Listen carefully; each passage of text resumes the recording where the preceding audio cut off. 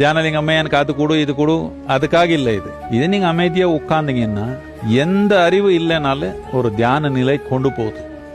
நீங்க நிறுவி இருக்கிற தியான லிங்கத்துக்கு உலகத்துல வேற எங்க இருக்கக்கூடிய லிங்கத்துடைய சக்தியை விட அதிகமான சக்தி இருக்கிறதா விளம்பரம் பண்றீங்க. எந்த அடிப்படையில் அப்படி நீங்க அதிகமான சக்தி எல்லாத்துக்கும் உயர்ந்ததுன்னு அப்படி சொல்லல, தனிப்பட்டதுன்னு சொன்னோம், அவ்வளவுதான். சாமானியமா லிங்கங்கள் உருவாக்குனா 112 விதமான லிங்கங்கள் உருவாக்க முடியும்.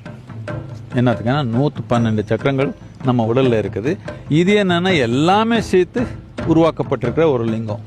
எல்லாத்துக்கும் உயர்ந்ததுன்னு நான் சொல்லலை, ஆனால் குறிப்பிட்ட நோக்கத்தில் இருக்குது. தியான நிலைக்கு உங்க கொண்டு போகுது.